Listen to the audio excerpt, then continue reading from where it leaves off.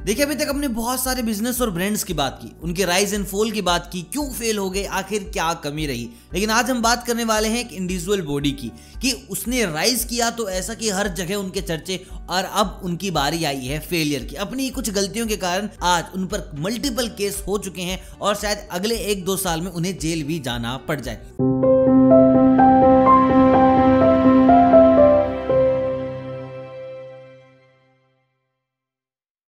तो ये आदमी है मिस्टर अश्नीर ग्रोवर, जो कि शार्क टैंक इंडिया सीजन 1 के जजेस में से एक थे। इतने खूंखार जज कि भाई टीआरपी छप्पड़ फाड़ के आए, क्योंकि ऐसे डायलॉग थे इनके, तू दोगला है, तू बिजनेस बर्बाद कर देगा, तूने स्टार्टअप लाइन को बर्बाद कर दिया, तेरे घर वालों को तुझे पीटना चाहिए था। मतलब कि ऐसे ऐसे डायलॉग कि भैया बंदा राउंड छोड़ के चला जाए कि चाचा जी गलती हो गई, हम यहाँ पे आ गए। शो की टीआरपी बढ़ती गई दबा के, और उसके साथ साथ ब्रांडिंग होती गई अश्नीर ग्रोवर की भी। अब अश्नीर ग्रोवर बाकी सारे जजेस से थोड़ा अलग हो चुके थे। लोग मीम्स बना रहे थे कि what if Ashneer Grover is my class teacher, what if Ashneer Grover is my college friend, what if Ashneer Grover is my husband, what if Ashneer Grover is my wife. मतलब कि दबा कर आ रहे थे मीम्स, मतलब कि शो की ब्रांडिंग प्लस प्लस बंदे की ब्रांडिंग। लेकिन अब उनका फॉल स्टार्ट हो गया था। देखिए, राइज मैंने आपको पहले भी बताया, अश्नीर ग्रोवर की पूरी कहानी कैसा रहा, इनका स्क्रैच से लेकर पूरी कंपनी खड़े करने का सफर। अब बात करते हैं कि आखिर इनसे गलती हुई तो क्या हुई। देखिए, सब कुछ ठीक चल रहा था, शार्क टैंक पे आ गए थे,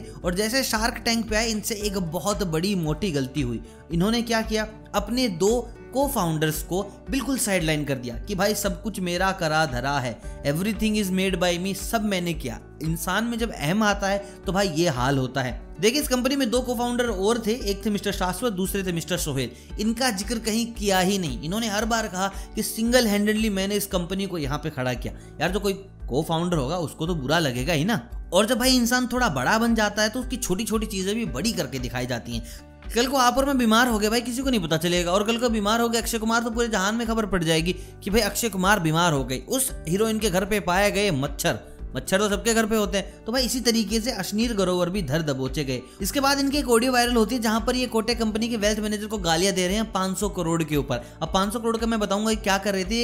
ये आइकिया के आईपीओ खरीदना चाह रहे थे, और जहां पर ये सोच रहे थे कि 500 का सट्टा खेला, यहां से कमाए कुछ 100-200 करोड़, 500 रिटर्न कर दूंगा, जबकि लीगली ऐसा नहीं होता है। मतलब कि काइंड ऑफ स्कैम ही था, क्योंकि भाई कुछ बैंक्स होते हैं जो अपने हाई एंड जो उनके कस्टमर होते हैं उनको लोन दे देते हैं बड़ा, वहां पर वो लोन नहीं लेते, क्योंकि यार ये आदमी तो रिटर्न कर ही देगा। तो वहां पर उन लोगों ने किया मना। अभी मना करने की पूरी साजिश भी कुछ इस तरीके से थी कि जो बाकी के को फाउंडर थे, बाकी की जो कंपनीज थी जिन्होंने भारत पे में इन्वेस्ट किया था, वो परेशान आ चुके हैं अश्नीर ग्रोवर से, साथ ही साथ उनकी वाइफ से। अब उनकी वाइफ भी कम नहीं है। देखिए, उनकी वाइफ का जो मैनेजमेंट था वो ये था, कमीशन का पैसा देना होता था, वेंडर लोगों को पैसा होना देता था, और उन एजेंट्स को पैसा देना होता था जो इनकी डील्स वगैरह कराते थे। भाई यहाँ पर मीटिंग है, वहां पर मीटिंग है, मतलब कि डील्स वालों को बीच में एक, जिनको आप बोल सकते हो एजेंट टाइप, उनको पैसा देना होता था।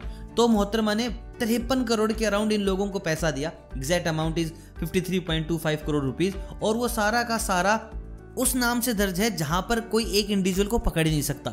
मतलब कि भाई जहां पर किसी का नाम नहीं, बस हाँ कि ये खर्चा हुआ, ये खर्चा हुआ, ये खर्चा हुआ, ये खर्चा हुआ, दैट्स ऑल। एजेंट को दिए, किसी का स्पेसिफिक नाम नहीं है। उसके अराउंड 3.77 करोड़ रुपीज एक पानीपत में गए हैं, जहां उन्होंने बताया कि पानीपत के इतने सारे एजेंट्स आए थे, तो 3.77 तो पानीपत के एजेंट से ले गए। अब आपको मैं बता दूं, पानीपत में ही इनका घर भी है, मतलब कि अश्नीर जी का ससुराल है पानीपत में।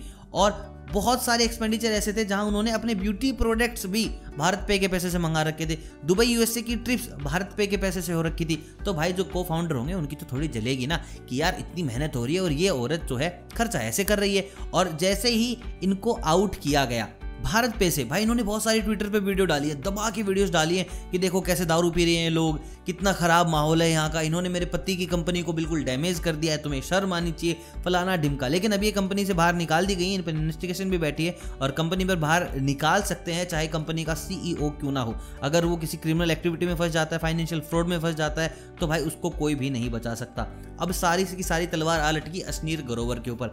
अश्नीर ग्रोवर के साथ क्या हो रहा है, उन्होंने बोला कि तुम मेरे को 4000 रुपए दो, मैं कंपनी से निकल जाऊंगा। और वो उनके पास, मैं आपको बता दूं, 9.5 के अराउंड ही स्टेक्स हैं, बाकी के स्टेक्स सबको दिए जा चुके हैं। तो ये इन्हीं स्टेक्स के 4000 करोड़ रुपए मांग रहे थे। और मैं आपको बता दूं, कंपनी के जो बाकी इन्वेस्टर्स हैं, जैसे कि रैबिट कैपिटल है, कोचू है, former SBI chairman Rajnish Kumar ji हैं, एक्स यूनियन बैंक चेयरमैन है मिस्टर केवल हांडा, ये भी इन्हीं की कंपनी के हिस्सा हैं। मतलब कि जितने भी इन्वेस्टर हैं, जितने भी शेयर होल्डर्स हैं, इन सब ने डिसीजन लिया कि भाई तुम पर इंक्वायरी बैठेगी, तुमने इतना सारा फ्रॉड किया है। और इन्होंने पिछले कुछ दिनों पहले एक ट्वीट भी की थी जहां उन्होंने बताया था कि मैं भाई मार्च तक एक लीव पर जा रहा हूं। तो भाई ऐसे कोई भी लीव पर नहीं जाता है, बहुत बड़ा गेम चल रहा है। मैं तो उन लोगों के लिए ना थोड़ा फील कर रहा हूँ जिन लोगों की शेयर्स लिए हैं अश्नीर ग्रोवर ने शार्क टैंक इंडिया में। मतलब कि यार जहां से नाम कमाया वहीं नाम गवा भी दिया। मतलब कि 2 महीने तक हैंडल नहीं कर पाई है इस स्टारडम को। बहुत सही कहते हैं यार लोग, मतलब कि ऊंचाई पर जाना मुश्किल नहीं है, कोई भी जा सकता है टॉप पे, लेकिन ऊंचाई पर रहना बड़ा मुश्किल है।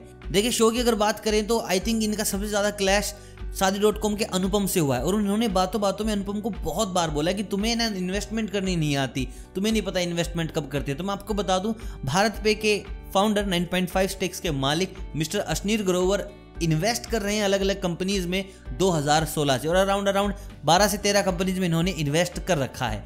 और अब बात करें अगर अनुपम की, तो वो कंपनीज में इन्वेस्ट कर रहे हैं 1997 से, जब इन्होंने स्टार्ट किया था शादी.com, उसके बाद मकान.com, सगाई.com, और करीब करीब 200 कंपनीज में इन्होंने इन्वेस्ट कर रखा है। इवन मूवीज बहुत सारी प्रोड्यूस कर रखी हैं। तो यार जब इंसान में घमंड आता है तो उसके साथ यही होता है। आज no one wants Ashneer Grover in company की, भाई उनकी खुद की कंपनी में उन्हें कोई नहीं चाहता। साथ ही साथ जो दूसरे लोग हैं वो कहते हैं कि भाई जी हमें आपका पैसा नहीं चाहिए, हम अपने आप कर लेंगे, just because of his behaviour. So guys main मुद्दा ये है, if you are a brand तो आपको उतना ही डाउन टू अर्थ बनना पड़ेगा, आपको उतना ही पेशेंसफुल इंसान बनना पड़ेगा, आप में धैर्य बढ़ जाना चाहिए।